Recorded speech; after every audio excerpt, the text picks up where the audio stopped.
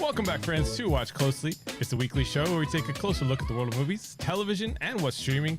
I'm your host, Jason, and joining me as always is the man who knows. Yesterday is history, tomorrow's a mystery, but today's a gift. That's why they call it the present. Ernie, how you doing? Hello, my friends. I am doing fantastic, dude. How are you? I'm good, dude. Right when we started, it just started pouring down rain, and I freaked out for a second because it's like thundering and lightning. I don't know if you can hear it in the background, but no, not on your audio. But I know before we started, I told you, dude, it sounds like freaking Thor's coming down. Remember that freaking Avengers when he goes to pick up, Thor movie when he goes to pick up his hammer or whatever? It was like really freaking loud, dude. Oh my gosh, it's crazy. I could hear it. You could hear it? Oh no, my goodness. Dude, your roof is gonna come down. This might be the last live stream we do. I know you're gonna get a really hulky white dude with blonde hair going through your roof.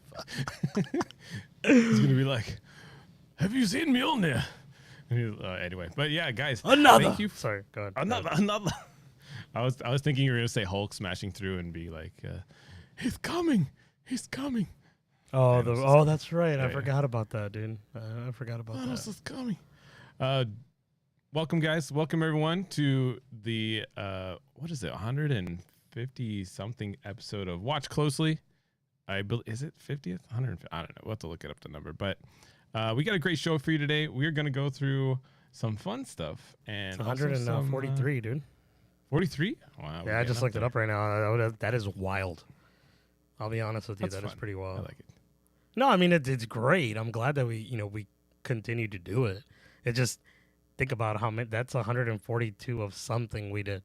You know what I mean? It's like, it's pretty interesting. Baby. Imagine when it gets to like 1,000 and it's like, then we're doing live shows and people are there, or whatever. I don't know. I couldn't think of a. You got to start paying for its college. You got to start. Yeah, dude. It's going to start paying for me. Oh, my goodness. To stay home. My wife just showed me that it's actually hailing outside. I don't know if you can see. There's like little pebbles.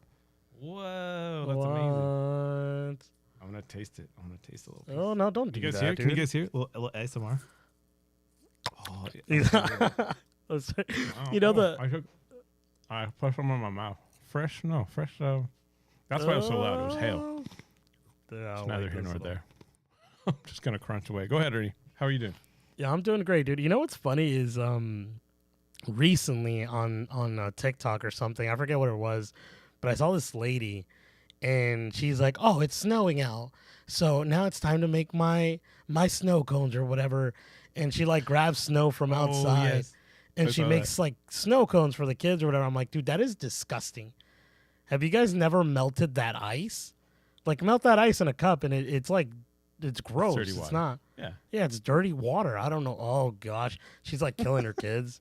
Just to that's like how that's how snow forms, right? Doesn't it form around a piece of dust, like a speck of dirt, it's like it's not clean. I mean, it looks beautifully white and clean, but it is not, guys. Don't go drinking snow. Don't go, and for that matter, don't go chasing waterfalls either. Just kidding. I was gonna say don't let Ernie sway you. If you guys want to eat the snow, eat the snow. It's fine. If you want to go eat snow and get poisoned, be my guest. You're welcome Acid to rain. it, but I wouldn't recommend to do that. Like what is it, Futurama, where Leela's parents are, where all these like crazy creatures with like a foot coming out of its head or like a third eye, just because they drank the water, right? Yeah, the mutated people that live in the underground, right? Yeah, that's funny.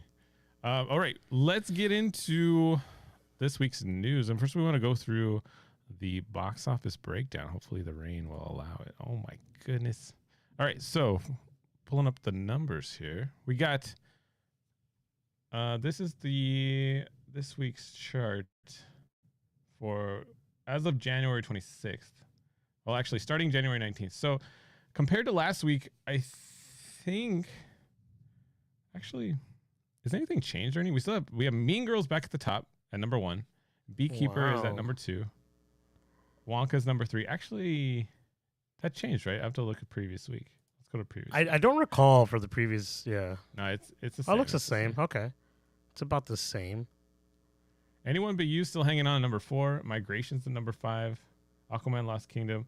The one we're gonna have to keep an eye on is tomorrow is gonna be Argyle, right? Argyle's supposed to come Yeah, out, and I'm which is curious if interesting that because one yeah. beats out Mean Girls. What were you gonna say? Yeah. No, no, that's what I was gonna say. Is I'm wondering if it's gonna be on Mean Girls, but also like it's gotten some pretty negative reception overall, right? Like, and those tomatoes that are rotten, and I mean, people are still sort of like, no, I'm gonna go watch it. I don't care what they say. I don't know. Yeah. I like that's how it always is with Rotten Tomatoes. They have their own sort of cinema score for things, and usually the audience score is never. I don't think I've ever. Well, don't get me wrong. I think there has been movies that are like pretty balanced in between both, but for the most part, it's like either they love the movie and the fans hate it, or the fans love it and they hate it. It's like never an in between that you really see. But so I'm curious to see how it happens. Yeah, you can't. You always got to watch it for yourself, right? You gotta don't listen to the critics until you've seen it for yourself. And then, I definitely want to see it still. I know you were saying there was like this big. I finally saw the preview that you were talking about, where it's kind of like a behind the scenes, and they set it up, and at the end, it's like, who is the real Agent Argyle?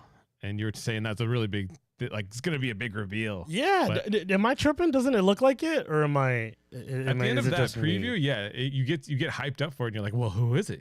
Who is the big reveal? But maybe it's nobody. Maybe it's just Nah, it's got to be someone. I feel like it'd be pretty ridiculous to put that up and then not show anything. You're like because it makes it sound like such a big reveal. You know what I mean? yeah. I don't know. I'm curious who it is. I heard there are a couple surprises, like people that haven't been revealed yet in like any of the marketing. So I'm curious. I'm curious to see. I'm excited for. it. I know people were saying like Henry Cavill doesn't have a huge part, but just the fact that he's gonna be in it, and I'm excited. I'm excited to see. Dude, I thought you were more. I thought you were more excited for the cat and the little backpack. Yeah, dude. I think, but it's a CG cat, isn't it? I don't think it's a real cat. I don't even know. I didn't even notice. That's funny. I mean, at one part when they throw the cat, yeah, definitely CGI, but I thought for the most part it was a real cat. Wow. Well, speaking of Henry Cavill, dude, we should get into the behind the reels news. Oh, dude, we have a comment from McFly69. Thank you, guys. Love you guys. Yeah, we love you too, dude. Love you, That's friend of the cast, McFly. That guy's been listening to us for about 142 episodes. Oh, God, I love it. Isn't that awesome to say? Isn't that funny to say? Oh my gosh. Dang, shout out to McFly. That's awesome. All right, Ernie, let's go ahead. Yeah, let's get into it, dude. Let's talk about this Henry Cavill news. So Matthew Vaughn, director of Argyle, he expressed thoughts of a potential live-action adaptation of Superman: Red Son, with Henry Cavill reprising his role as Superman. The idea comes amidst the recent shift in the DC universe under James Gunn, which introduces a new Superman and a new Supergirl, which we're going to talk about.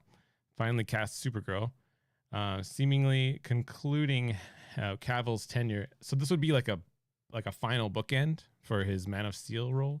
However, Vaughn's speculation adds an intriguing twist to Cavill's possible involvement in future Superman projects. Now, what are your thoughts on this, Ernie? Like I know you're a big fan of Man of Steel. What are your thoughts of him coming back? I mean, I think I talked to you about this before, and it's kind of it's hard to say this, but don't get me wrong, this sounds awesome, and I would love to see Henry Cavill come back and reprise his role as Superman, especially for a new project, because we never got Man of Steel 2. I know people say Batman vs Superman was Man of Steel 2. It is not. Like something just Superman would have been great with this particular actor, but this sounds dope, but also like a part of me is kind of done, right? Like we've gotten all the old DCU stuff that we've, like the Aquaman 2 was the final thing, but we've gotten everything we could have out of that sort of DCU. To be honest with you, I'm more excited for what's to come. Like what's the new thing? Henry Cavill is like, I like him as an actor. I'll probably be following his career with whatever he does next. He's doing Warhammer, and I think he's doing Highlander next or whatever. So he's got a lot of projects to to go follow, after him leaving The Witcher and also the Man of Steel role. So it's opened him up for a lot more things.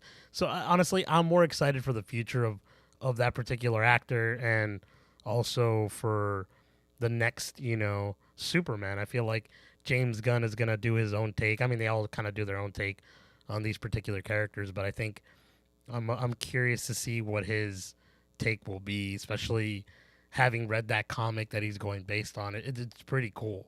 Like, if you guys haven't checked it out, you guys definitely should. But stuff like that, like, it makes me more excited. What about you, Jason? Like, are you kind of wanting this, like, or is this like, are you done? I'm with you, dude. Like, I would love to have seen multiple Man of Steel sequels, but I feel like he was tossed around so much, right? Where he was teased in the Rock's movie. What was it called? Black Adam. Black Adam. Sorry, I was gonna say Black Shazam, but that was gonna be way off. Similar like lightning bolt thing, but like he was teased in it, and then like there's so much prep work he has to do to build himself up to be Superman each time he does that it's like almost unfair, right? It's like, hey, we're gonna do another Man of Steel. It's like, like I just went through all that pain of like getting myself into this shape. I'm not saying he's not he's still in shape. If you watched him in the new trailer for the Ministry of Ungentlemanly Warfare, which I think we might watch that trailer later, but he's still a big guy. My wife was actually wondering how big he is next to the guy who plays Reacher. I forget his name, that guy's massive. They're huge, right? But like when he was in Superman mode, what's his name? I feel like they could have been toe to toe.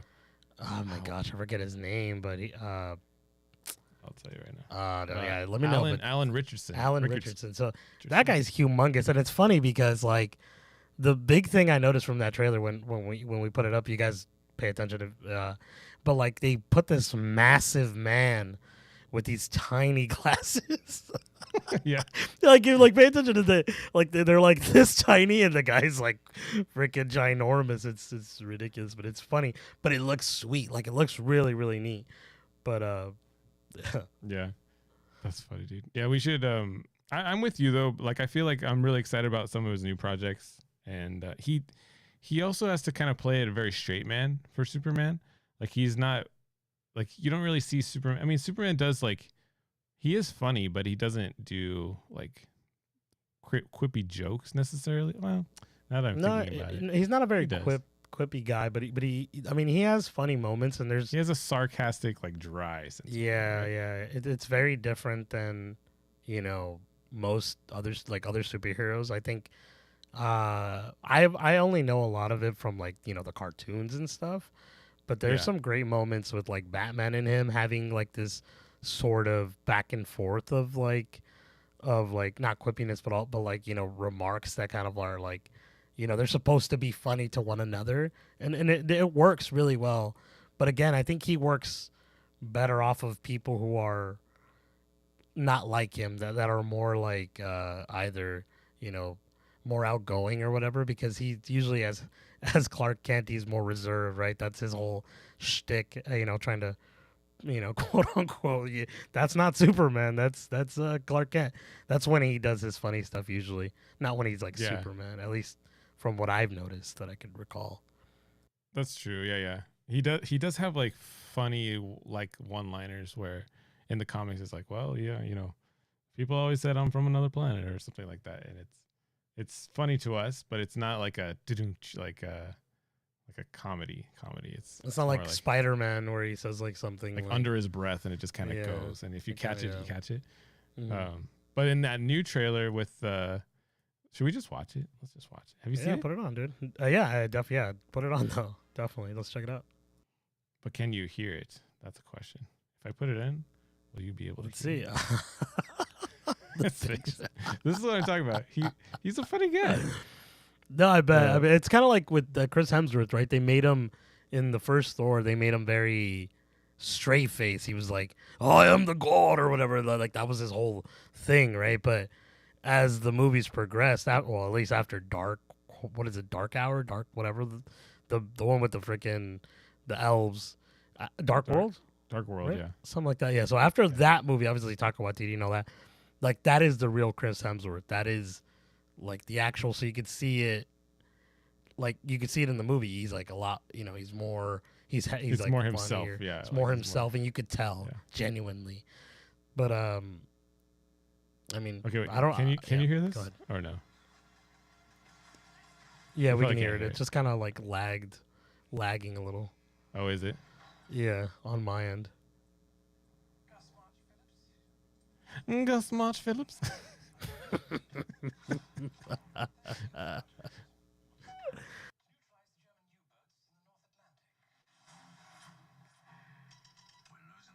Can you turn up the audio on that or no? Oh, that's It's as loud as it goes. I'm gonna have to figure out the audio, but Oh, that's okay.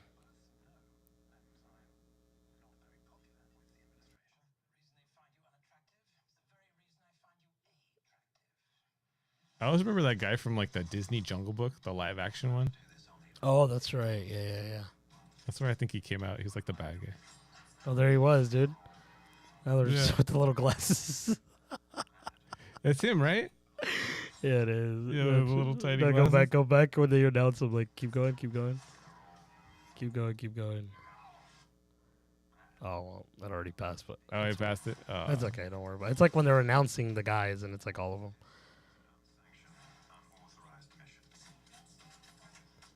I think there's another scene. Yeah, he comes out later, but he doesn't get really hot spotlighted, right? No, I mean, Oh, there you go. Little tiny glasses. He's a big guy though. Yeah, dude, he's massive, bro. And he got really big because I don't know if you recall him being in Smallville, and he was Aquaman. Oh, that's right. Yeah. Yeah, and he was a lot smaller then. I mean, I don't know what he's eating now. It was Probably after lots of chicken and broccoli. It was after he became a Ninja Turtle, dude. He got massive. Yeah. I don't. Maybe he ate one of those flowers. Do you remember in that movie? They have those flowers that are mutated, and they take it to make the creatures. They make like Bebop and Rocksteady or whatever. I forgot that. Yeah, those are the flowers. It looks fun though, dude. I would watch it. No, this is definitely a must watch for me. It's like right up my alley. You know, I'll say that. See, like that's the type of humor I think he likes. Yeah. So he's gonna probably do more of that with Warhammer too. his little glasses are all wavy. Ah, yeah. Sold. Is it a see it or a skip it for you, Ernie? This is a must see, dude. But it kind of, you know, what was another really good must see for me that I really liked was oh man, I forget what it was called, but it was with that guy who he became a real estate agent or something. Do you remember that guy? And I think it was Henry Cavill in the movie as well, if I'm not mistaken. It's not the Oh my gosh! And the other one that he does. Yeah, it's like another one that's very similar, and they're like, one of them is a Russian guy, and he's like the American. I forget what it is. I'll have to look it up, but I'll find it. But I wanted to say this because I before I forget, you know what's funny is the other day I was. That's the one. That's the one. Good job. I was gonna look it up right now, but yeah, that kind of I would have loved to have seen a sequel to that. I don't think they ever did. It was a pretty good movie. I liked it. That was a great movie. I really liked it, but it's a Guy Ritchie one. That's why I say yeah. So I'm surprised it never got. I mean, Army Hammer, obviously the thing. I think he's coming back because all the allegations or whatever kind of like went away or whatever. Yeah, they said that they weren't true or whatever. I don't know. I mean, yeah. Again, I don't know. I mean, it's all speculation or whatever, hearsay. Yeah. She say, but apparently, yeah. Could be. We'll see. I mean, yeah, dude. It feels like once you're canceled, you're canceled. Like it's really hard to come back. But possibly. Yeah, I we'll mean, see. Especially if you watch that Netflix documentary or whatever it was. The one that it was on Hulu, I think. The one that they like did about his family or something. Yeah. Yeah, it's pretty wild. You know, this is what I was trying to say was this movie's like right up my alley. I love World War II stuff. I was gonna say World War III. I don't know why we're not there yet. But I'm just kidding. Whoa, hey, whoa, hey, relax. Let's not put that out there. Yeah. Don't you put that evil on me, Ricky Bobby. But yeah, so I was moving away from my old apartment, and I had a bunch of stuff there. So I got like all these Funko Pops, like a bunch of just toys and collectible stuff that I had when I was a bachelor, right? I'm just a bachelor, you know that song. But sorry, I got a little song, dude. A little karaoke for you guys. But I found old books that I bought, and I was really, like I said, I really liked World War II stuff. So I used to read books on the Third Reich and like stuff on like the rise and fall of the Third Reich, or I forget what the other book was called, but I read them. Like I would sit down and read them, and they're like these fat, lengthy books, and I'm like, oh my gosh, the amount of time I spent reading this, and I was like, this is crazy. But I am a big fan of like I like seeing that history. I like watching those documentaries. So like when I see World War II stuff, it does like make me it scratches an itch, as they say, to want to like to really want to watch it. So I'll check it out. Right on. I mean, it's good. I feel like more people need to be aware of their history. I was thinking the same thing. I was looking into I was going down a like what causes I don't want to get into it, but what causes a civilization to go down? Because we've had a lot of civilizations fall over time. So Yeah. I don't know why I went into this, like, how do past civilizations like collapse? And it's good. It's good to know the history so that you know if you watch for signs or something like that. And it's like, it's interesting. No, yeah, I agree, dude. History is important. No. Yeah, it does. I mean, Well, yeah, no, it that's does. very no, dude. History repeats itself. Whatever movie was back then, they're gonna try to remake it now. History. Just kidding. That's true, actually. There you go. Yeah. Yeah, it just it's things like that. They take out of everything. But no, history is very important. I think as a kid, I was really dumb. Obviously, I mean, but I just remember thinking like, dude, we should not be like, why do we need to learn history? This is really dumb, you know.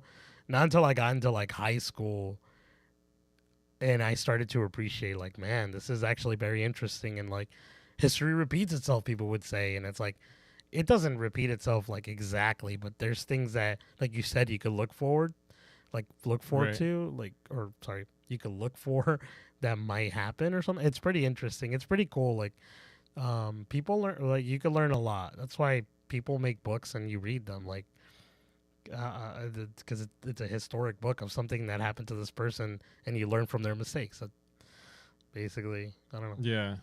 I mean, it is interesting because I think how it relates to movies is movies are often a reflection of the culture, right? Like a reflection of the times. And so you can kind of see markers in the way our movies are currently and see how it's a indication of how the culture is. Like if we're, if the movies get really depressing, it means maybe it's just us as a society are a little depressed, or like if I feel like they're, like you say, everything's cyclical. So like we could be in a high or we could be in a low depending on, and I think the movies reflect that. So that's kind of why I went down that rabbit hole. But dude, there's a lot of great historical philosophers and like people that quoted things in history. Like a lot of people, this one guy, William Durant, just for fun, Willem Dafoe, dude. No, I'm just kidding. Willem Okay. Dafoe. Will Durant, he was a American historian and philosopher. He said the civilizations begin with order, they grow with liberty, and then they die with chaos. And I was like, oh, dude, that's so true. Like I could see Dang. that. A great civilization is not conquered from without; it destroys itself from within. Dude, that's funny. I was gonna tell you that right now too, because I mean, Like I had this quote. You had it lined up. because I know this. No, I just that's something I've heard before, especially with history. Usually, it destroys from itself. I think that happened with what's his name, Julius Caesar, right? It destroyed itself from inside, stuff like that. You want to get really well, I don't know. I always go down to The little conspiracies. rabbit holes, huh? Yeah. Yeah. If there was an article I read where this guy here, let me pull it up. I don't know, we're just going on a tangent, but he basically says he theorizes that the fall of our Western civilization happened because of friends. And I was like, really? He's saying that. So here's the theory, right? I'll just sum it up for you. What he says. Oh, I love this. That's awesome. Go ahead. This sitcom particularly. Okay, Ross. You don't even really think about it, but Ross is a scientist, right? Ross is like a man of science, or he studies history. He's a smart guy, right? He's a scholar, right? He's Yeah, an intellectual. That's the word. He's an intellectual. Yeah. you don't really think about that because he's always downplayed in the whole show. Like it's like, oh, I don't want to go with you to your conference. That's super boring. You know, I don't want to like, paleontology. That sounds so terrible. Like, so he's the way he's portrayed, and that he's like, basically intellectuals are very put down in that show. Like, and so that's his theory, is that this sitcom got so big and it got into our cultural zeitgeist that it's not cool to be an intellectual. Like, a nerd nowadays is kind of like a tech nerd, but like to go back and be a historian, like I feel like that's not, like you said, it's really interesting. It's really good to know, but it's not as played sought up. after a position to be in. People don't go seek after, I'm going to be a Western Wow. civilization historian, right? They're going to be, you know, something that's part of the cutting edge. So That's pretty that's his interesting. theory. Yeah. And I was like, oh, that's interesting. That's a pretty cool that's a pretty cool theory. I don't think I've ever heard of that. That's interesting. I'd never heard of that. I was like, No, what? I mean, 'Cause I don't Friends think is I've such ever a beloved show. Yeah, it's right? I love the show, but it makes sense because like you're right. Like the people like kind of like always like belittle him for being the smart guy. Like even I think Right. I don't want to say this is the dumbest character because I don't think she is, but Phoebe in the show, she's like the weird one. She has her street smarts or whatever, but later on she just kind of becomes the dummy of the group. And she kind of messes with him at one point, like reading an article that she memorizes just to mess with him. And it's one of the articles that, you know, he had on his coffee table or something. But he does it and he's like, oh, you know, like he gets excited. Yeah, he's like, how do you know that? Yeah. And then it's just like he just remembered or something, like, but it's like, again, like they belittled the fact that he's like the smart one of the group. Yeah. That's funny. I tried to do the same thing with our brother-in-law, because he gets that, like, what is it, that doctorate journal, like the monthly subscription to like some sort of doctor's gazette or something, where it talks about all the current medical stuff. And I did that one time. I got it and I was like reading through it, and I kind of like got the gist of it, and then I'd be like, hey, did you hear about I asked him if he heard about it. I didn't know you did that. He caught out. He caught out pretty quick. I bet he noticed. catches on. Yeah, he showed me some. Like I think when we used to babysit his kids, I think I seen one of the things that he was reading, and it's interesting because, you know, him being a doctor, obviously he's a smart guy, but like he keeps up, you know, he keeps up to date with things. Like it's pretty cool. Right. I'm like that's good. No, yeah. He knows his stuff. It's like us, right? Like we love movies. Obviously, we do the podcast and we talk about movies. We like go do our research on movies, on articles or something that pops up, which leads to the next discussion. You know what I mean? Like, True. who's gonna be the next Supergirl, dude? You tell me. Oh, that's true. That's true. Dude, it's so funny. It leads right into it, dude. You want to kick this one off? So we talked about it last week, but now we know. Yeah, dude, we could definitely. Yeah, I can definitely kick off. I can definitely go off. But yeah, so last episode, which was last week, we were in talks, right? Who would take up the mantle of Supergirl? Finally, we got the actual person who will be the character, and it's Milly Alcock. I know I had mentioned when we were talking about it that she's probably the one that looks more like Supergirl to me. But obviously the other girl could have, you know, changed it up and whatever. But I guess, you know, after, you know, what's his face? James Gunn, I think he had seen her work and, you know, in House of Dragons. I think the way that she played Princess Rhaenyra, I don't know how to say that name. I'm sorry, but do you know how to say that? Her Rhaenyra, I think is her name. Oh, okay. Princess Rhaenyra. Yeah, I guess, you know, after that he's like, oh well, she kind of looks like what I want. So I guess that's who they chose, which is cool. I mean, I've heard great things about her. I have not finished House of Dragons, so I don't want to like speak too much on it. I haven't checked the whole show out, so I don't know. You should watch it, bro. It's good. I heard it was good. It's just that it was just one of those things that like when it came out, like it kind of fell on the wayside for whatever reason, and I was like, man, now it's kind of hard to get back into it. Like I said the last episode, I was like, slowly but surely, I'm kind of catching up on a lot of the things that I would have liked to have watched, and I'm getting there, dude. I'll get there. So, Alcock beat out Amelia Jones and Meg Donnelly after this role, right? But the one thing that I totally forgot to talk about last week was we're not going to have the Supergirl from The Flash, right? Everyone was raving about Sasha Calle. Yeah. Because I thought she did a great job. I thought she was a good Supergirl, and there was actually a lot of backlash on Twitter. Like, why aren't you going to cast Sasha Calle? We already have a Supergirl. But I can understand why. It sucks because she got cast in this a poopy movie, right? And it's like a one and done. It's like, it's one of those things where you don't want to turn down the role, right? Because you didn't know how the movie's going to turn out. But just the fact that she happened to be cast in this role, it kind of solidified that she wasn't going to continue on, right? Because they kind of want to do a fresh start, and that would just kind of, it would keep it going when they're trying to do a clean break, right? So there you go. James Gunn, this is where he tweeted it out. He said, this one is true. Welcome to the DCU, Milly Alcock. So I think she'll do good. I think she's a good actress. I liked her on House of Dragon, even though she was only there for the couple intro episodes before they switched her to they aged her up in the story. So it frees her up, right? She's not going to be on that show unless it's like for flashbacks, so she can fully focus on Woman of Tomorrow. It also keeps her in. She's like, they kind of already had her, and not in the slate, but right, because James Gunn and them, they took over Warner Brothers, doesn't like an HBO, right? So like she's in that casting call of people that could have gotten chosen, so it makes sense that they would choose her. But also, like, I want to go back to the Sasha Calle thing you were talking about. Like, I think with that particular actor, like, did you feel like she should have deserved a shot? Like, you personally? I think she didn't get a lot to do in that movie. I felt like she had just kind of started getting into that role. So I would have liked to see her do a little bit more. I haven't, that was the only exposure we've had of her.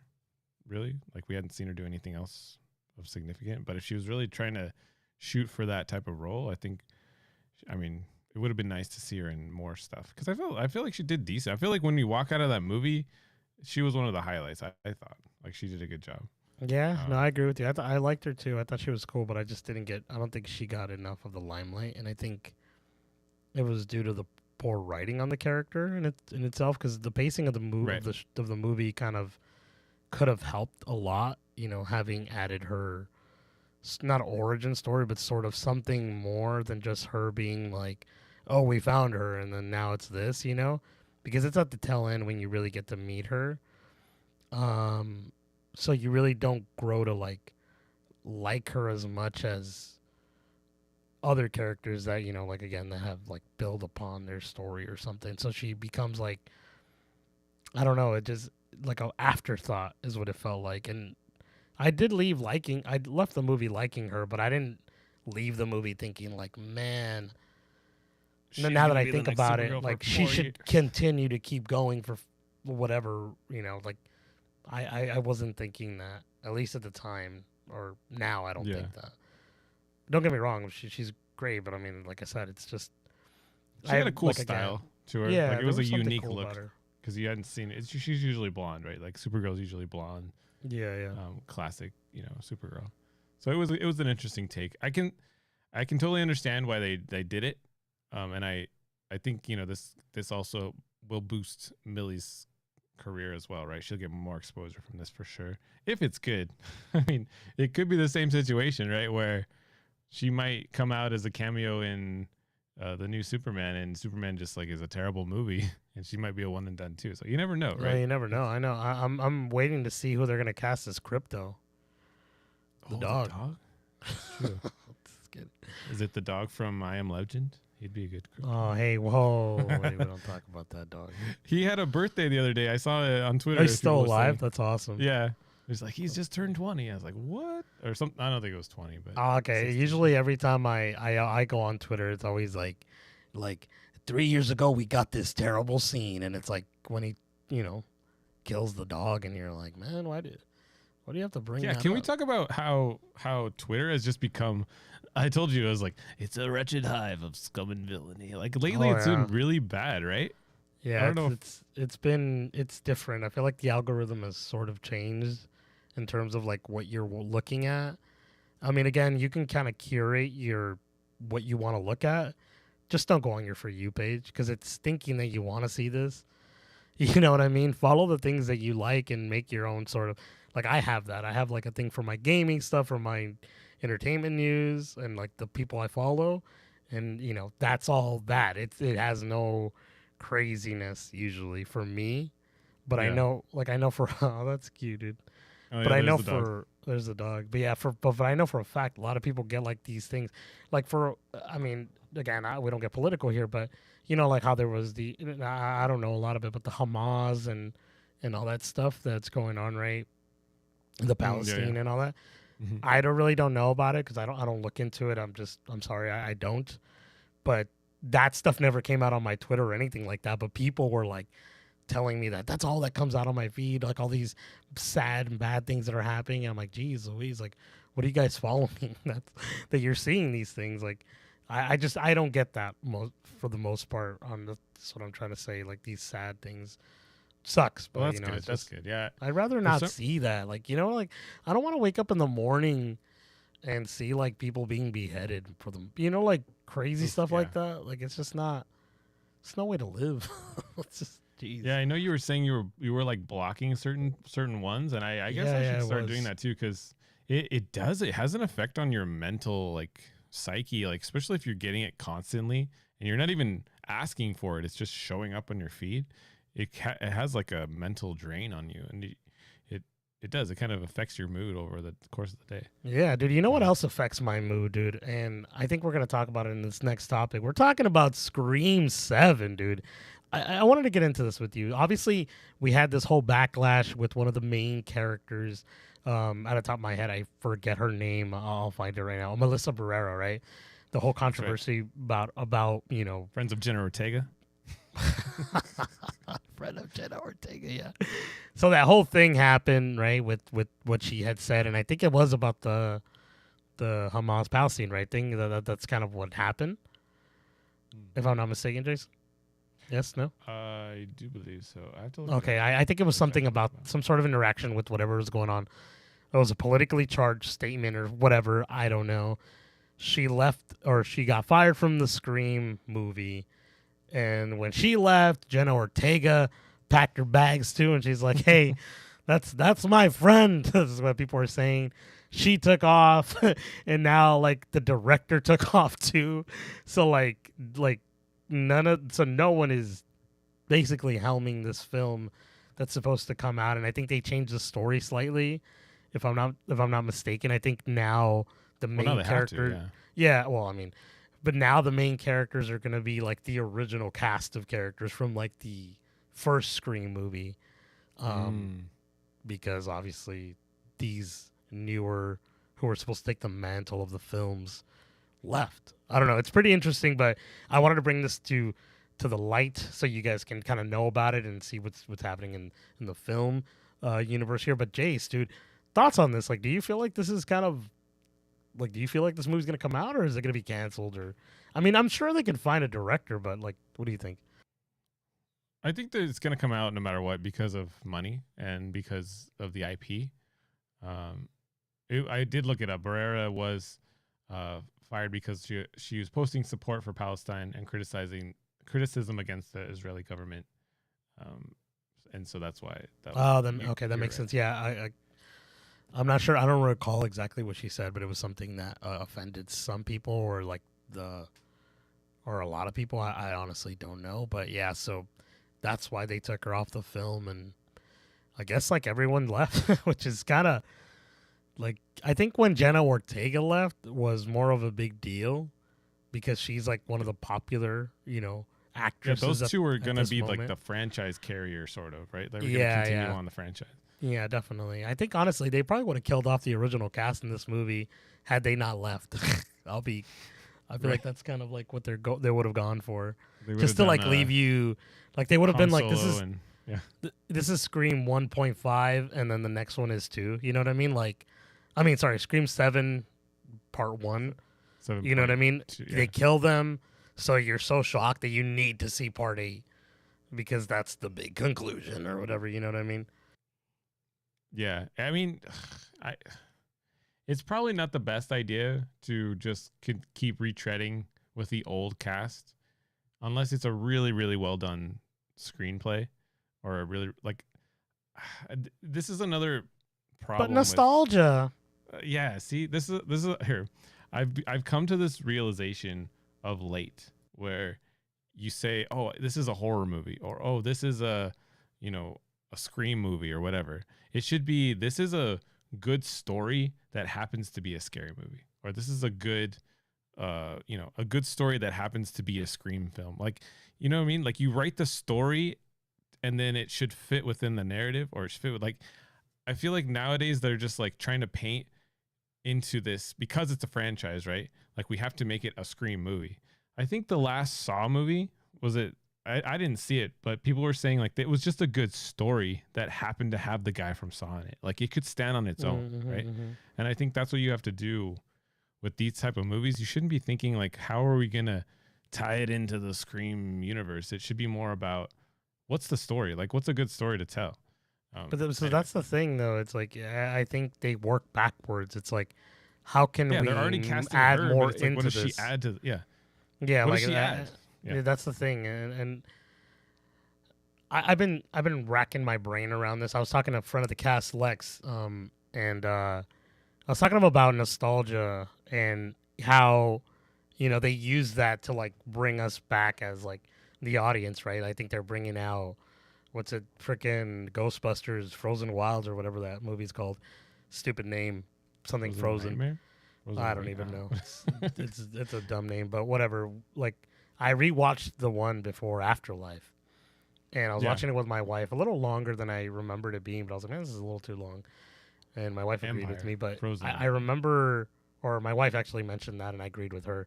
But I was watching it, and I was thinking, like, this is a good movie, right? This is a good movie, and it has a really good little story, and then it has to add Ghostbusters into it. Like, it just kind of like threw it in there. And it's like these little kids start picking up these things, and they're like, they know how to use them. And all of a sudden, because she's like, she knows how to use this because she's a scientist. Or it's like really dumb things. Like, why does the kid know how to fix a car? Like, it's like these dumb things. It's really interesting, bro. It sort of paints it where you have more questions than answers in the film. And I hope that they change that with the next one. But like, if you see the trailer, I want to talk to you about this. Yeah. If you see the new trailer, it's like they're making it about the newer the old cast again. Like the old cast is kind of front and center, right? They're using nostalgia. It's like, oh, there's Bill Murray. I love Bill Murray. I can't wait to see Bill Murray. This is the thing, dude. This is what I wanted to talk to you about this, because they actually released 2 trailers in the same week, or the same day it might have been. One was the trailer that we got, and then there was an international trailer. If you watch the international trailer, doesn't play off the nostalgia. It's all focused on the story, and it's all very like how ghosts have been around forever or whatever. Like, it plays on the mythology, right? It's very focused. Like, go watch it, dude. The international trailer focuses on like the mythology and like the intrigue of paranormal. And then when you go to our trailer, the one that they gave to the American audience, nostalgia bait. Like, look at this, look, Slimer's back. Oh, look at the guy with the, the one that Bill Murray says he has no dick. Like, he's like, like, it's all things that you remember from the previous. Like, yeah, I mean, again, it's nostalgia bait. It's for you to like see that and be like, I remember that, so I'm gonna enjoy this when I see it. And it's like, that's not the case most of the times. Like, every time we get something that's remade, don't get me wrong, I liked Afterlife. I thought it was a great movie, but it doesn't compare to the originals. Like, there's like this moment of Bill Murray being Bill Murray, and he's talking to the one of like the big baddie. It's like this him girl or something. I forgot what they call her, but she's like not a girl or a guy, but she looks like a girl or whatever. He's like laying And the- down. He's all, In and the he's like, afterlife one? yeah, in Oh. the Afterlife movie, and he's like, that's why we don't work, because you're crazy. You're always trying to take over the world. And that's like, that's Bill Murray. You know, like, haha, that's fun for me. But I'm like, but that's only like in the last part of the film, dude. Like, Right. you know what I mean? And it's all Well, that's why I kind of liked Afterlife, is because I felt like it was a moving away. It was trying to be its own thing, and yes, it exists in the world of Ghostbusters, but I didn't think it was gonna dwell in the nostalgia of Ghostbusters. I thought that was like a one and done, like, you know, we're gonna get to see some of the returning cast. They might be around, but it's not gonna focus on them. This trailer for the Frozen Empire, dude, it's solely focused on nostalgia. Like, and I hate it. I hate that we are being fed this, and it's like, look at it, look at the shiny. Like, this is why you want to go to the theater. That's not why I want to go to the theater. I want it to be a stand. Like, Slimer comes out. It's like, dude, show us something new. Create something new. Okay, this leads us into. Okay, go ahead. I want to say this because you're talking about new. I'm gonna go to a little rant, then we'll move on because I do feel like this. You know, we're gonna go a little longer, but this is the thing. If you guys like, you know, the audience, right, the friends here, if you want to stop movies from being remade or using nostalgia or doing all this funky stuff that, you know, we're getting when we should be getting new stories, because there's new stories written by all kinds of great writers all the time. We just don't know about it. Vote with your wallet. Stop going to watch these movies. The reason these movies keep being made and all this stuff keeps happening is because they know they got you like that, right? They put on Bill Murray, and I'm like, well, I got to watch it. I love Bill Murray. You know what I mean? And it's like, you don't need to. Like, he already got paid. He already got his check. Wait for it to come out digital or something. Like, I don't know. That's the problem, is like, you need to show these big companies that you're voting with your wallet and you don't want this anymore. Same reason, like, the Marvels movie is not doing well. People are voting with their wallet and they're telling Marvel, we don't want to see this anymore. Give us something better. You know what I mean? You see it by the numbers. They speak numbers. They do not care about nostalgia, about about whatever, all this. They literally do it solely so you can go give them your money. They're just wanting your money. Yep. That's exactly what it is. And there isn't anything other than that can do it. It's a cash grab for the most part. Some actors out there that kind of like the older people, the older actors will actually say it. They're like, that was just a cash grab. Like, they'll tell you the honest truth because they don't care. It's already done. They're already paid for it. It's called Frozen Empire, dude. I said Frozen Wilds, dude. That's a DLC, I think, for freaking this game called Horizon, but that's neither here nor there. Horizon, yeah. Well, so I wanted to get into this because I feel like Hollywood is getting a little bit of the message, because they're all obviously they're hurting from the writer strikes, right? Like, they're having to pay up a lot more money from the results of the writer strikes. They're cutting back on a lot of stuff. Like, a lot of the bigger companies are letting go of a lot of their staff. And we talked about some of it. You know, Amazon let go of a lot of people. MGM, I forget. There's a bunch. But I wanted to say movies for this next year. So I went and I found this slate, right? Here's like all the movies that are coming out this year that are like the big coming to theater blockbusters, right? And if you look at, there's definitely not as many as last year. Like, it's going to be kind of a dry 2024. And then the next year is going to go down even more. But if you look at all these movies, right? So we got Dune Part 2, Kung Fu Panda 4, Ghostbusters, whatever it is, 3, 4.0 or whatever. Old IPs. These are all old IPs, bro. Except Madam Web, dude. I mean, Madam Web, that's why. Hey, come on, dude. That one is gonna set the tone for the rest of 2024. I'll tell you what, guys. I'm calling it now. Whatever happens with Madam Web, that's gonna set the tone for 2024. Dude, I'm gonna watch it. I'm gonna watch it because I'm so curious. Dude. No, I need to. Continuity. No, I'm just kidding. Not even continuity. I just there's something about it that it's like there's this thing that man, I want to say LeBlanc says. I forget. It's the guy that plays Daniel Craig. He's the Matt LeBlanc, but he's from Knives Out. From Knives Out, yeah. And he says I don't know what. No. He says something about something, but it intrigues me. Or what does he say? Oh man, I wish. Intrigues me. Oh man, I'm gonna look it up, but I will. But yeah, dude, that's how it is with this movie. It's like, why is it so bad? Why is the marketing so bad in this movie? It's like they gave up. It's Morbius level bad, right? Yeah. The first trailer we got had some of the clunkiest, weirdest dialogue, and it didn't look fun at all. It looked like a procedural, right? And then they came out with what's her face from 50 Shades of Grey? What's her name? I forget her name, but the main girl for Madam Web. What is her name? I have to look it up. I always forget her name. I'll be honest with you, but Madam Web. It's funny. Sydney Sweeney comes up first before Dakota Johnson. That's her name, Dakota Johnson. She did that little like promo piece where it's like, you're gonna go see it twice and you're gonna love it. And I'm like, that's weird. And dude, then, the way she says it is very like sensual, and I saw all of Twitter go like, man, right, okay. if I can get like, if I can get Sydney Sweeney to say the same thing, I'm gonna watch it twice or something like that. Right.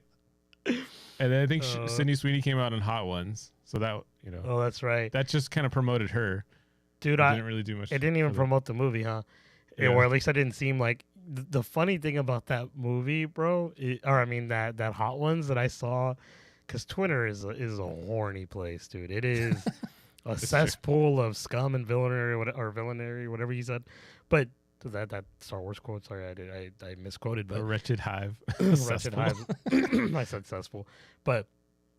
If you watch that, like if you go on Twitter and look up those clips, people literally just took clips of her moaning because the wings are hot, so it'll be like or whatever, and they just took that clip, and it's just the clip, bro, of just that repeating, and people will be like, "I'm sorry" or something.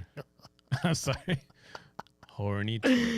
Go to horny jail, dude. Bonk, like that dog that hits the guys with the little freaking the little bat, dude. You know what I'm talking about? The dog. It's like a Shiba Inu, and he hits people in the head with the bat, and it says "Bonk, go to horny jail."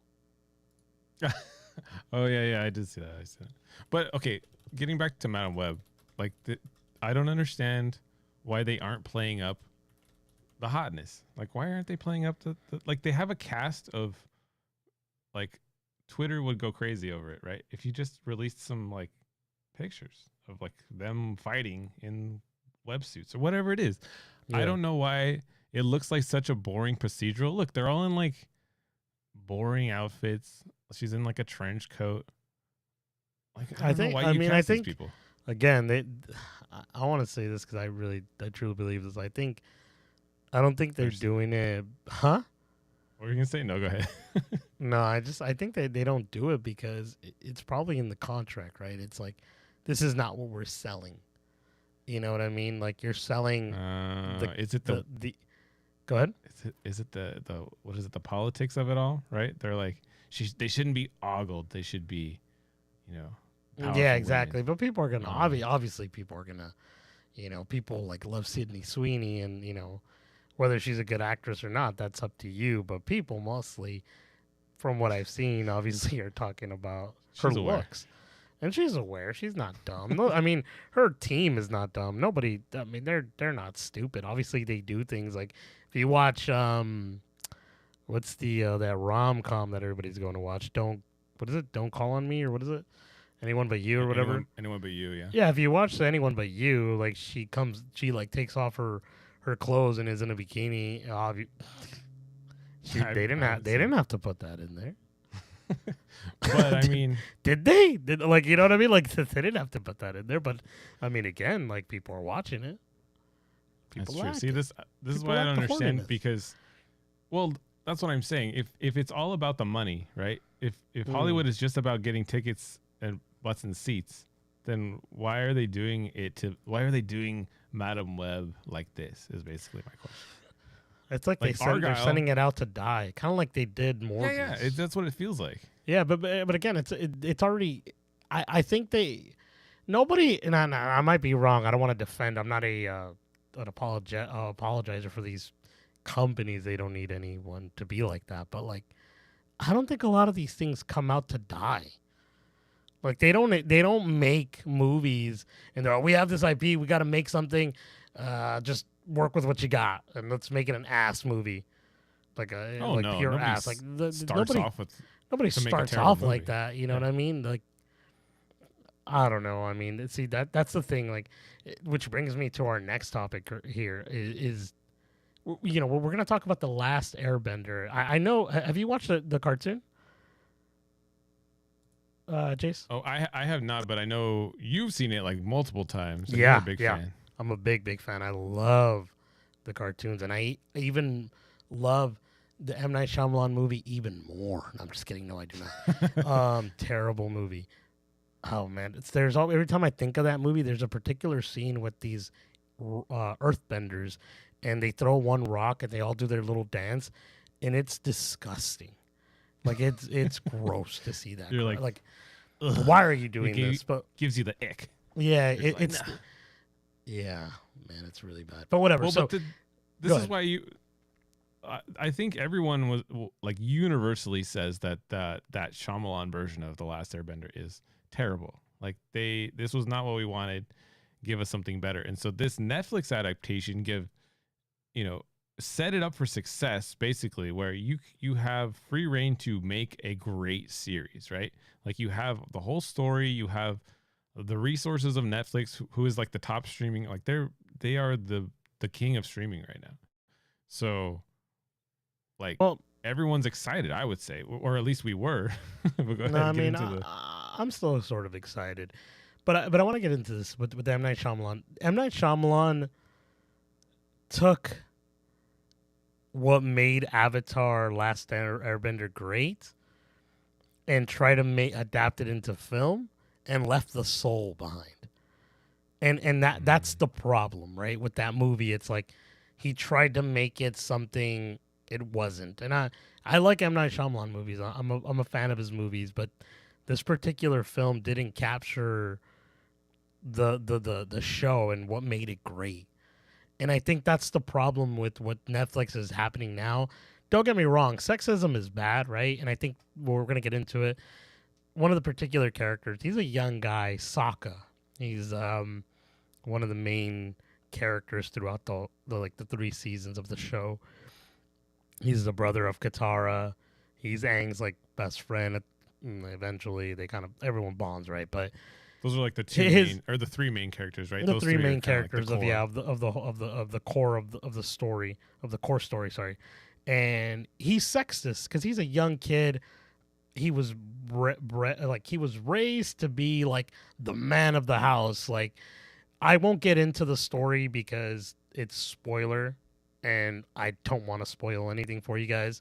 But basically, he's the man of the house, and he's trained his mind is trained to be that, and it's for a security purpose to protect these people, the family, the people he loves. That's his whole thing, right? And he's sexist because women belong in the kitchen and all that, but that's a stupid kid's mindset. That is a stupid kid's mindset. I agree. It's dumb to think that, right?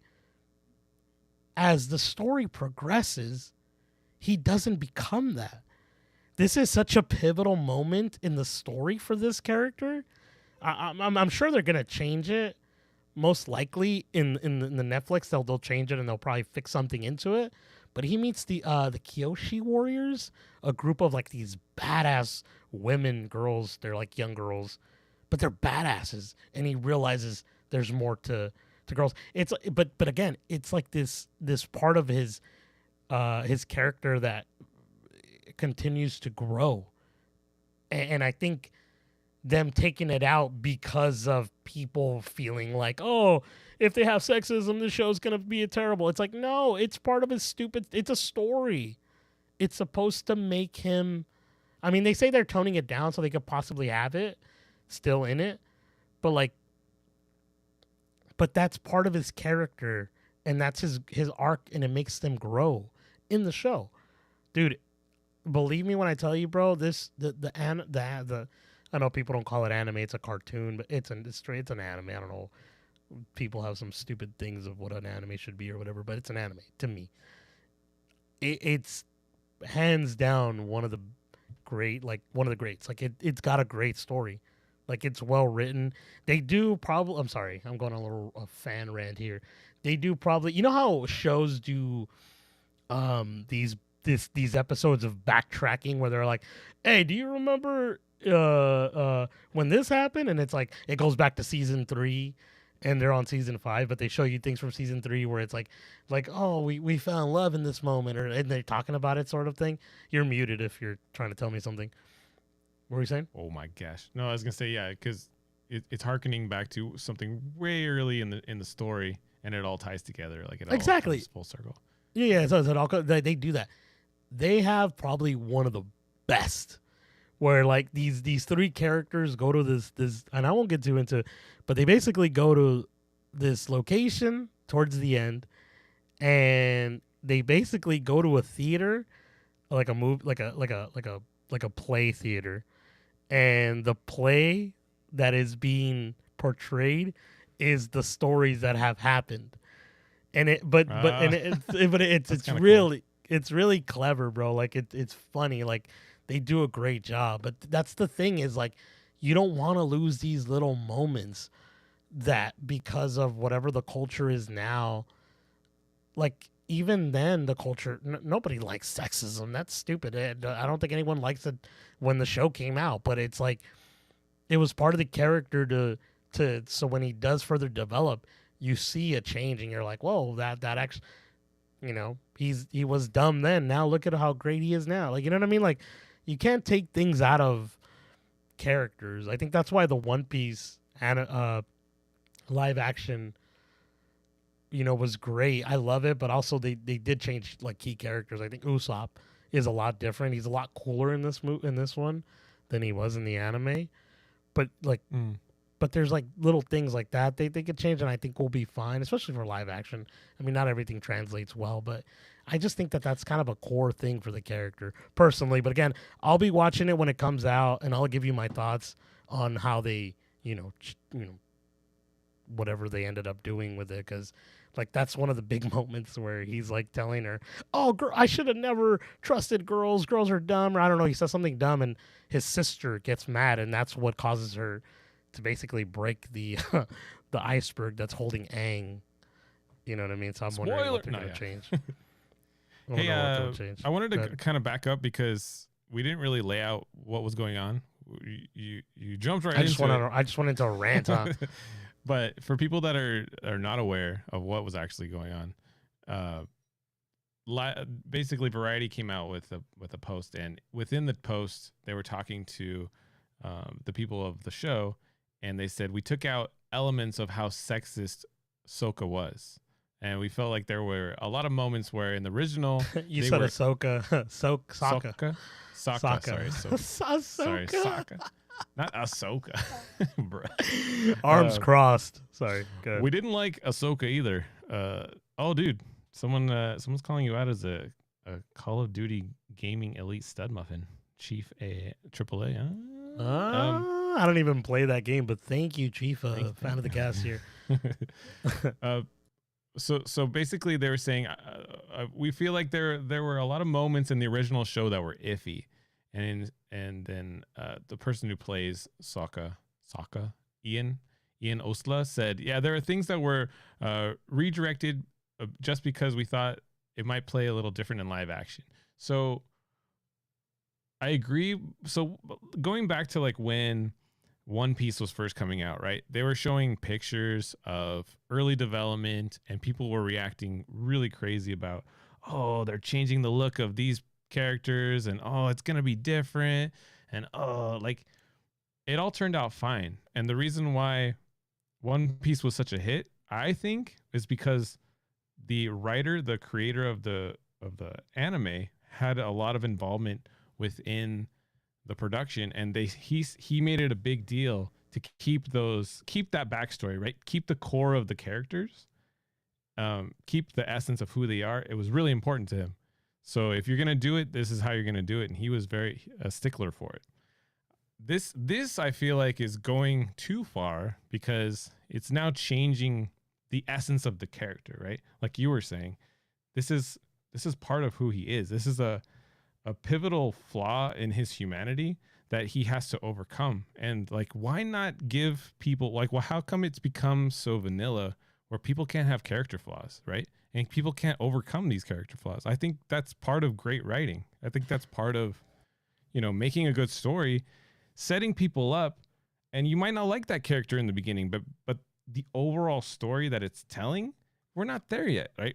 This is just starting off with this character. He's got a lot of growth, just like we as humans have lots of growth. Like why are we so afraid to tell these types of stories? And that's the thing that I felt when I read this in the Variety article. It was like, you're watering down what could potentially be a great learning moment, right? A great story moment, basically. So that was my thoughts. I'm sorry, I just wanted to catch people up with the kind of like what was going on. No, thank you. I appreciate you doing that. Yeah, of course. I have I have a few last thoughts, but let's go. I totally agree with you. And this is my last rant. I apologize, ladies and gentlemen here. I love to talk. But the one thing that you were talking about, obviously, with the show is the original creators of the Avatar Last Airbender for the Netflix, like the cartoon, they cut ties with the the show. I think they left 2 years in the pre-production. Oh, that's right. You're of right. The show. So they left. They left, and their involvement isn't there. That sucks. That kind of makes you worry a little bit. Obviously, like we talked about the One Piece. One of the things about the One Piece that worked really well, again, is like they kept the soul of the show, right? They changed a lot of things. And also, you got to remember, Jace, my little, and my friend, and you are my friend here. You got to think about this. They were coming, or they were riding off the coattails of all these terrible live action anime adaptations, right? One Piece broke the mold. I don't know if we can, maybe I might be wrong. Maybe it was another one, but I'm pretty sure it was One Piece that broke the mold and made people more enticed to want to watch stuff like this. But I also want to get back to the other thing they were talking about was making a character, right? A lot of what I've noticed, Jace, is that characters sort of come into anything and you feel like, well, you're supposed to like me. I always hearken it back to Captain Marvel, where she comes out and you're like, she's a badass, she's stronger than all these Avengers and all that. Like me. She has no character development. Like, you really don't care for her as a character, and that's bad writing. But she's put up there for you to be like, well, I'm here, you're just supposed to like me. You know what I mean? And I think that's the problem. It's like, I always think about what's a great character that had its ups and downs, and in terms of how you felt about them. Breaking Bad's Walter White, right? You start off with the character sad. You like him, you want him to succeed. You're like, man, he's got the sickness. I hope he gets over it. Let's, he deserves the best. Like, we like the character, right? Brilliantly played by Bryan Cranston, right? You get to the later seasons, man, he's a bad dude. I don't like this guy, right? But I still like him. That is great writing for a character. Tell me if not. Am I wrong? Guys, no, you're absolutely right. Absolutely. That's the problem is, like, we now are getting characters that you're just like, here, look who I am. Hear me roar. You're going to like me. I think the same thing is what happened with Echo, right? In the MCU, I don't know what they say, but like basically she had no redeeming qualities. She just kept it was just like me. You must like me. She's a killer. She was a horrible character. No, she's a killer, dude. And you're supposed to have like this redeeming quality of her. I get it. Don't get me wrong. Like, obviously we had Ronin, Hawkeye. He's killing all these people when he's Ronin, right? And he's like, don't give me that hope. But he still had a redeeming quality of the character. But there's something about her. Oh, nice. I love you too, Georgie. That's the friend. That's the friend. But like, I'm sorry, I went on a rant. But you know what I mean? Like, it's just like, geez, but the fact that the creators left the show is super telling. Like I didn't even think to bring that up, but that means they had a bunch of differences over the core elements of the story, right? And so what we're getting is kind of it might be a watered down, might be a little bit of a preachy message, maybe. Hope not. I mean, I hope for good things. I really hope that they can redeem us from the M. Night Shyamalan one, but I don't know. You never know. We shall see, dude. He said, What are your thoughts on- Chifa said here, what are your thoughts on South Park Pandaverse, dude? Put a chick in it, make it lame and gay, he said. You know, Your linguini, sir? I believe you had you were told you were going to put a chick in it? I love that part.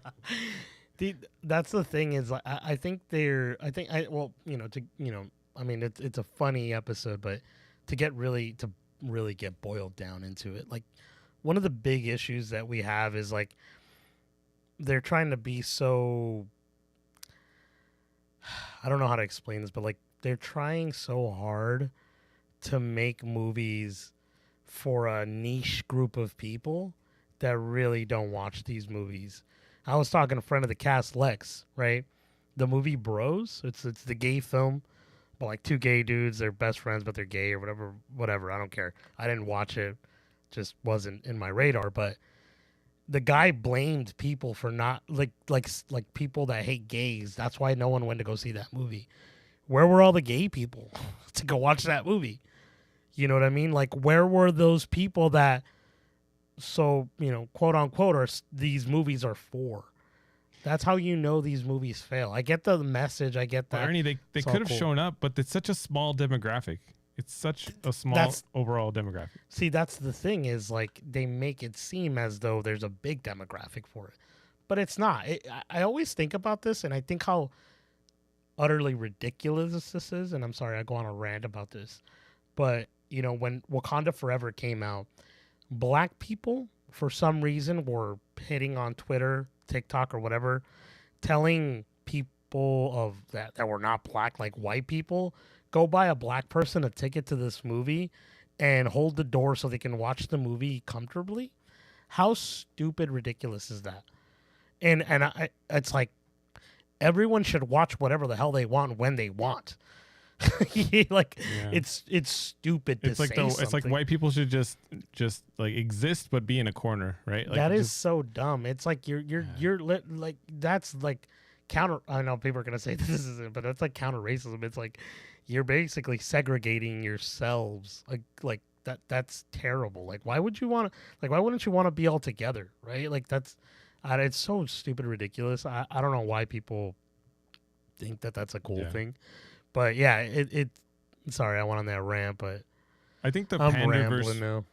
The reason why I liked that episode, I think South Park is kind of one of those ones that has established themselves enough so that they can really poke fun and bring to light these things, and they don't get. I mean, people can call them out all they want, but they're already South Park, right? They're already that big, or entity that is South Park. So I feel like this is great that they're shining light on both sides. Like, they always do that, right? They always point out the ridiculousness of both sides and do it in a funny way. And I feel like this was a great moment where, like, Kathleen Kennedy, I mean, we talked about last episode, right? People were very surprised that she was getting all this, like, positive press all of a sudden for no reason. And a lot of people would say she killed Star Wars or she killed Marvel. Like, she's done a lot of harm to a lot of brands that we love, and you can agree or disagree, but I think South Park did a good job of, like, calling it out, right? They at least shone light, and a lot more people were using this meme. Very recently it's been more. Yeah. There's another one I heard they're doing, I could be wrong, but I heard that they're gonna touch on Snow White in the next one. Oh, that'd be so awesome. I mean, those who don't know, I might be wrong, but I gotta verify this.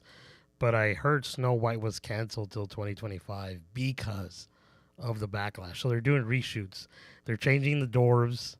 They're changing the overall story. Oh right, they're gonna CGI everything. So they're gonna change a lot of the story because again, they're going up against whatever what's that guy's name? The alternative one, right? The alternative one. The key something. Ben Key. Something Keys. Bent Key, Bent Key, but I forget the guy's name. Ben Shapiro. Ben Shapiro's Snow White, and it's coming out. Sister, right? His sister is the. Oh, I don't. Playing Snow White. I don't even know. Brittany Morgan or something. I forget her name. Whatever. Her. So she's gonna be the new Snow White in that particular movie or whatever. I don't care. It's fine. I'll watch it. I definitely want to check it out. Bentley. Did you Bentley? Why did I type in Bentley?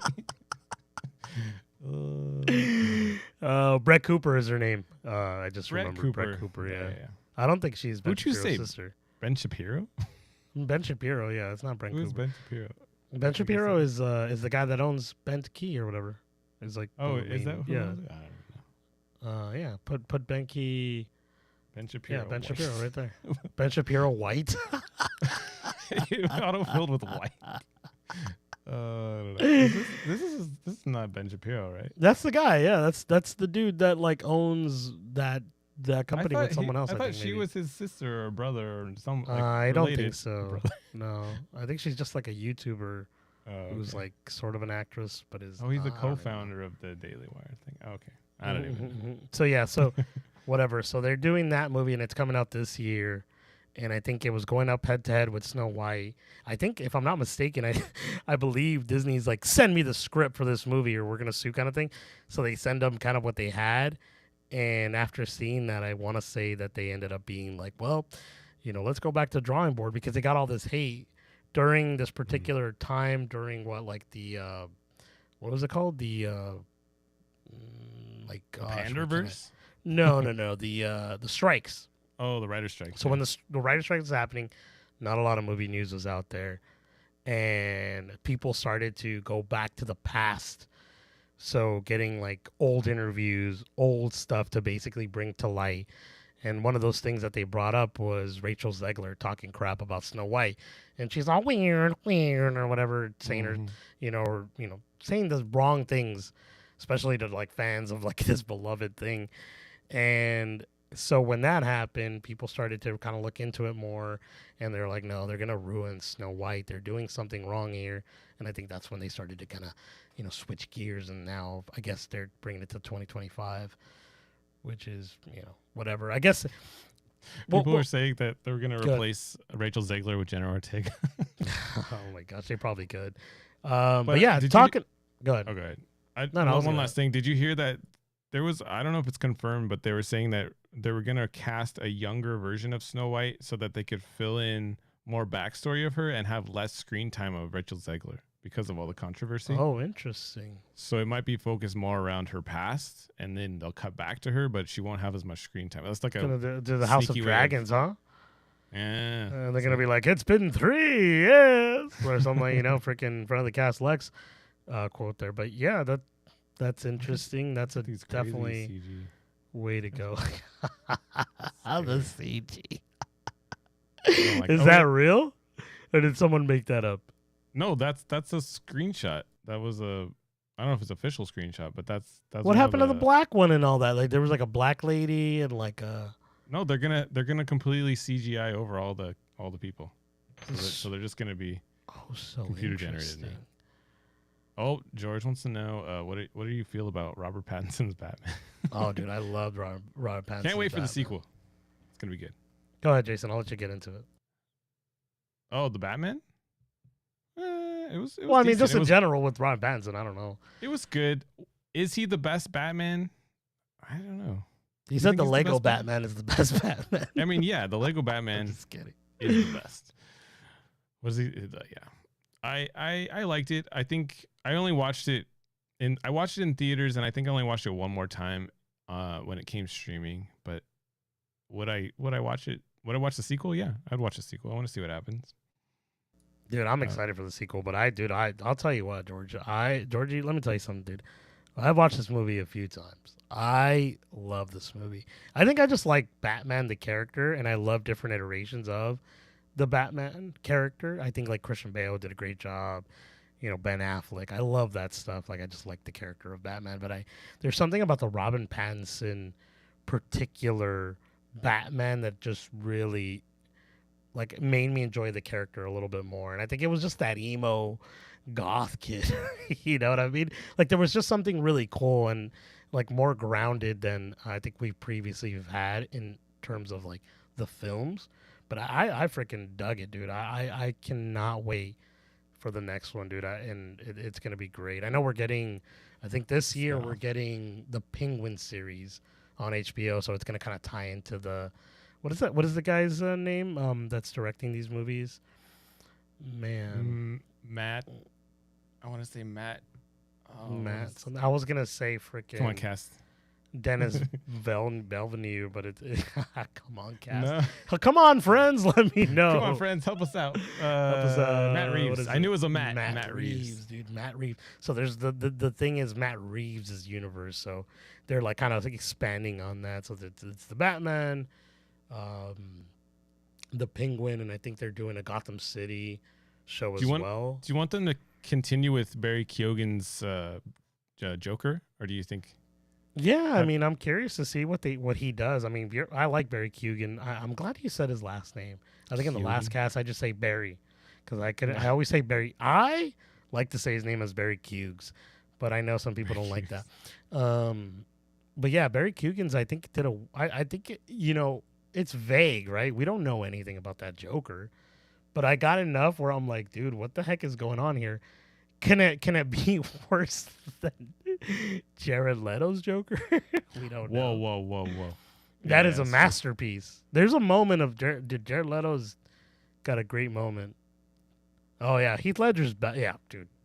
Yeah, George, definitely Heath Ledger's probably the best Joker we've ever had. Hands down, but I mean he was well written. Oh, Daily Wire has a kids streaming platform. Yeah, we talked about one of the previous episodes. Yeah. They have a streaming platform for movies for kids. Yeah, honestly, having a daughter, I've thought about like checking it out to see what what they offer because I think apparently it's supposed to be. Well, I forgot what you said, Jace. It was supposed to be more not politically charged or something like that. It's supposed to be neutral, right? More neutral. There you go. So it's not very. No so that either way. Yeah, I like that, which is cool. Like most things are like now, it's like. You got to do, be inclusive or something. It's like a whole thing. So, dude, you know how people, we know that people are wanting more of or less of like all the agendas. Like if you see how the ratings for Bluey is very middle of the road, right? No political agenda. It's just solid kids entertainment. It has crazy high ratings. Like out of all of Netflix or out of all of like streaming. Like it's in the top 10 every time it drops an episode. Everyone watches that show. Bluey's a great show. Bluey's dope. Bluey is dope. Highly recommend. If you guys haven't watched Bluey, it's dope. Whenever they come out with a new episode, it jumps to the top 10 and like of all of streaming, it's crazy. But yeah, dude, Benke, it could be a competitor for Disney Plus. They're hurting right now. Oh yeah, they're definitely hurting right now. Taylor has like a kids stream plus there's kids. Yeah, that's true. Yeah, that's very true. Oh, yeah. We got a new one. Hang on. What are your thoughts on the Beetlejuice and Willem Dafoe? Dude, did you see the poster for the new Beetlejuice? I did. It says, I think it's going to be called Beetlejuice, right? Like that's so sweet. That is pretty cool. I was trying to figure out what would they call the new film. Because it ties in so well with like the mythology. Yeah, they did a good job. I hope, and this is the thing, I don't know how well versed you guys are all with the friends here with Beetlejuice, but if you watch Beetlejuice, Michael Keaton's not in the movie for very long. He's not in that movie for a long, so the way they're making this movie kind of seem is like Michael Keaton's going to be a little bit there, a little bit like in more of a prominent character for the most part of the movie, which is awesome. Like that's the one thing. Like if you go watch Beetlejuice, you're like, man, I want more Michael Keaton. But I guess you get enough where you're like, man, I want more of him. So it's interesting. But I didn't hear about the Willem Dafoe. What's that about? And the Willem Dafoe, isn't he? Or is he just saying like Willem Dafoe in general? Yeah, I don't. Yeah, I was gonna. What's? We love Willem Dafoe. Yeah, no. I mean, we love Willem Dafoe. Post that picture of him with his legs split, dude. Fortnite. Fortnite. Willem Dafoe. Wait, is there some news with him? I don't Yeah, know. I have not seen any. Oh, it's William. Oh, I didn't even see They're this. just It's teasing supposed us. to They're come just out. teasing us. He's teased. That'd be a great one, dude. Do you ever seen Oh, Willem wait. Dafoe? Is this What? this is Entertainment Weekly? Is this true? Oh. Willem Dafoe Wow. reveals his ghostly role in Beetlejuice 2. So I'm a dead person. And that's how you would say it. So I'm a dead person. You know, I like to play these roles, and Yeah, that was a good impression. Thank you very much, dude. I appreciate that. I That's like cool. Willem Dafoe. I wish I could do a better impression, but yeah, It no, says during his new interview in Variety for Poor Things, he revealed some oddly specific details about his role in Beetlejuice 2. Apparently, Dafoe plays an undead action star turned detective. Look at wowzers. Well, you've seen the previous movie. I haven't seen it that much. Like, does that call back to the first movie somehow? No, there's no detective that I could recall in the film. I feel play a police officer in the afterlife, so I'm a dead person. And in life, I was a B movie action star, but I had an accident, and that was what sent me to the other side. That's cool, dude. I think some of the fun of going into that land was like seeing all the crazy deaths, right? Like how people They're kind of sad, bro. If you go back, like there's like one of the guys that is helping the main characters. I think it was Alec Baldwin and who forget the other girl, but he's hanging on a coat rack because he's like freaking he got flat. He was like run over or something, so he's that's flat, and so he's on like on a coat rack like this, like they're taking him. And then there's like a football team that goes, "We gotta go in, coach," or something like that. They say, and basically they died in a bus crash, or something like that. Is what I haven't seen them in quite some time, but yeah, I mean, it's just funny. But let you know, Jace, we've talked enough about this. I want to we're talking new movies here. I wanted to get into this with you. There's quite a bit of a slate. What's up? Oh no, yeah, we can get into it. Yeah, please, dude. There's a slate of movies that are coming out this year, and I honestly looked at this up and I was like, wow, we're getting a lot. Like I know you were saying previously, like we're not getting a lot, and these are all of them right here. I had put the ones that to are Movie Facts, who created this. Sorry, I have to give them props because please, thank you. Wanted to get into this, bro. What are you excited for? What's the one movie that you think is going to be the number one for 2024 for you? I mean, Deadpool's pretty high up there, right? We kind of got a little sneak peek of the synopsis, and according to what was it, Ryan Reynolds or somebody was saying, "Oh, it's gonna save the MCU." I don't really care if it saves the MCU. I'm just excited for the movie. I think Deadpool's gonna be a really cool, fun. Yeah, what's that about? Why is everyone saying it's gonna save the MCU? Like, does the MCU need saving or what? I mean, it does. It needs saving, but I feel like it might reset some things because they'll probably pick and choose the characters they like, and I don't know, do some sort of multiverse thing. I hope the Deadpool movie kills the multiverse. Like we just go back to like normal single timeline stories. That's my hope. Do you think they're gonna? You think that they're gonna go back in time, and then they're gonna see Jonathan Majors trying to stop that kid fight, so he's like, "Hey, stop, kids!" After he went to go eat In-N-Out, so he can save his career. I'm sorry. This guy. It looks like the worst publicity stunts you could find. But if you guys don't know, go look that up. It's hilarious. Dude, have a good night, George. George's taking off. Good night, Appreciate man. you hanging with us. Dude, thank you. I want to get into some of the ones that I wasn't really expecting that were coming out this year. Dude, we're getting a Lord of the Rings War of Rohirrim. I didn't even know this. I have to look into this. There's going to be a Lord of the Rings spinoff. Oh, interesting. What is it? Is it Amazon? The War of Rohirrim. I don't know. It might be Amazon because they're doing all the Rings of Power. But Twisters 2? I didn't know this was coming out this year. Are there any ones that you're surprised about? I'm excited for Gladiator 2 if they do it right. They're doing a Venom 3. Craven's going to be terrible, I think. I don't know why. I put myself on the thing. Yeah, you're all, what are you doing? It's because No, you're fine. You want to be? You could be. Hello. people see a No, pretty I just I couldn't see where my name is. There's a word. There's but I can't see it. What is that? Which one? Because I don't have your link right in front of me. What's the one where right there on the bottom? It's like in gold letters under Venom. Oh, that's Mufasa, the Lion King. Oh, okay. Thank you. Spinoff coming out. Thank you. That's what I was trying to figure out. So like personally for me, I'm really excited for Deadpool 3. I don't care if it's gonna save the MCU or whatever. I just really want to watch that movie. Like I'm excited for it. Everything else is kind of like middle of the road for me at this point. Like don't get me wrong, I would love to see Inside Out 2, but it like none of the or like Despicable Me 4, but none of this is like very like calling out to me. Not even Joker for whatever reason. I thought I was gonna be a lot more excited for Joker, but I'm not. Like I kind of feel like I'm not excited for it. The first one was so dark and depressing. Like I feel like I'm gonna. Well, this one's gonna be a freaking musical, dude. It's gonna be a romp in the forest. Might wake you up. Yeah. There's a new Alien Romulus is coming out. I don't even Bad know. Boys 4. I think I'm excited for like the originals. Like If looks kind of cool.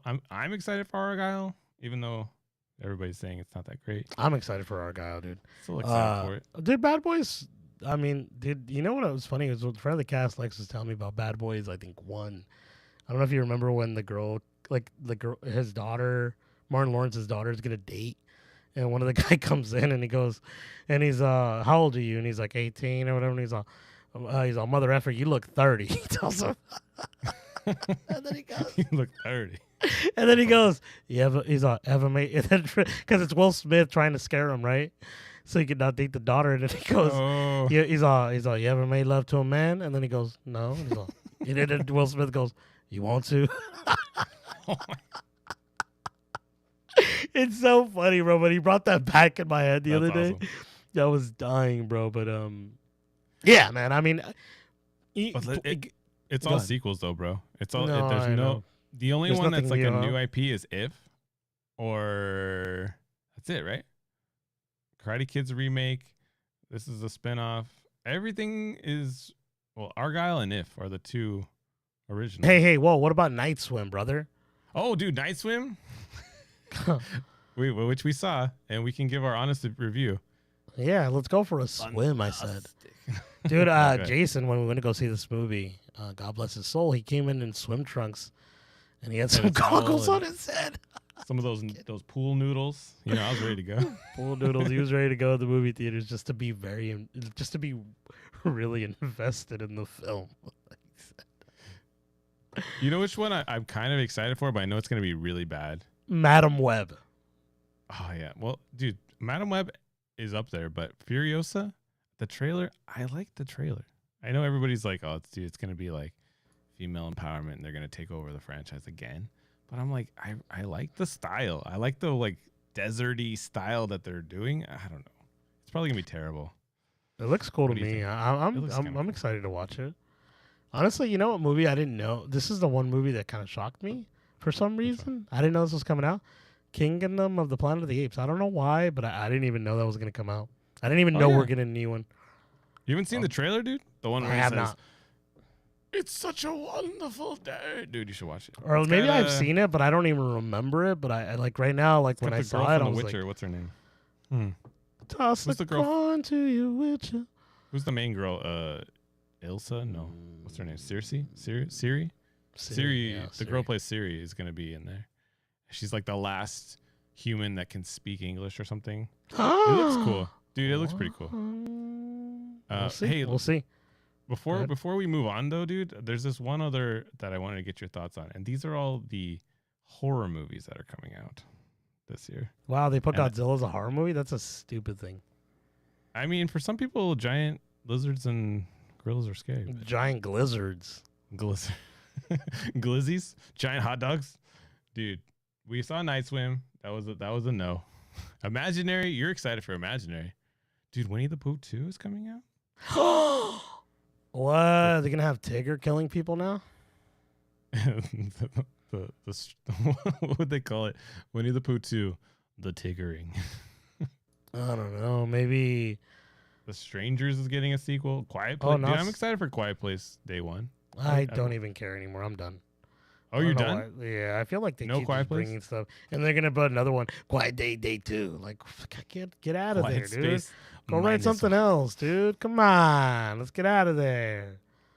What Oh, about there's a lot of horror movies coming out, dude. What about that one with that YouTuber's making, the Shelby Oaks? I What's don't his even name? know about this. I never heard about this. He's doing Can you go independent up? horror. Go ahead. Can you go? Oh, The Crow. Why is The Crow a scary movie? That's a sweet movie. Well, at least the originals. But Where's The Crow? honestly, from here, dude, Return to Silent Hill is gonna be probably awesome, dude. Have you seen Silent Hill movies? Have you seen them? Yeah, I'm not a fan. Oh Okay. gosh. Oh my. Why? It's so it's just gross. They're good. They're good. I'm surprised. Honestly, a lot of people talk crap about game movies. Those are awesome. I'm gonna watch it right now. But that's neither here nor there, dude. Yeah, What about probably the Smile first. 2? Yeah, Smile 2? probably for me, honestly, The Omen and Silent Hill are probably one of my top ones that I'm excited to see. Oh, I had a question. You've watched the Omen. I haven't Is the answered. first Omen tied to the Omen, or is it just a new? Have you seen the I trailer for don't even know about the first Oh. Omen, so I don't know anything about it. I know it's the Um, girl from The Servant, the M. Night Shyamalan series, The Servant, and she did a really good job in that. Oh yeah, one. she's awesome. So it might be good. I don't know. I Just haven't, keep the trailer. actually haven't seen the trailer, to be quite honest. So sometimes I stay away from the trailers for horror films because they just show too much, and I'm like, I want to Gotcha, walk yeah. in blind. You know what I mean? I want to walk in like, eyes closed like this, and then get to my seat, and then watch the movie. But yeah, dude, Okay. we've reached the end of the podcast. Ladies, gentlemen, friends of the cast here, I appreciate you guys tuning in to our live stream. Jason and I will be here every Thursday at 9 p.m. if everything goes according to plan. Sometimes there's technical hiccups. We don't control those. Life just happens. But yes, as always, again, I would like to review myself. I would like to thank the audience for tuning in every week. When we drop an episode, we drop this on YouTube as a live stream, and we drop it on podcast services on Sunday. Spotify, Apple Podcast, Google, Anchor. What's the other ones? iHeartRadio, stuff like that. But yeah, Jason, please. Again, you're muted, dude. He wants to talk to you guys, Sorry, I'm but he sorry. doesn't want to talk to you. Technical guys. difficulties, as we said. Yeah. Well, yeah. Thank you guys for joining us. I know we're wrapping it up, dude. It's great to hang out with you guys. It's great thank you guys for all the questions that we had. I'm excited for the new year. I don't know if you guys are excited, but I'm positive. I'm hopeful that it's going to be great. Enjoy your weeks. Enjoy your weekends, dude. We're rolling in the Friday tomorrow. Should be good. Till then, thank you guys for tuning in. If you guys stuck around to the end, you guys are the true fans. Chief at AAA. I think he was asking about Forrest Hump. What is Forrest Hump? I don't know. He said, "What about Forrest Hump?" What about I don't know. I We'll have don't to know watch what the trailer. I don't know what pornography you're watching right now, dude. He's been But on do not Twitter look too up. much. Do not Google Forrest Hump, guys. I don't know Don't what will Google pop out. All right, guys. We got to wrap it up there. Appreciate you guys. Tune in Peace. next week. We'll see you guys. See you next time, guys. Friends. Bye.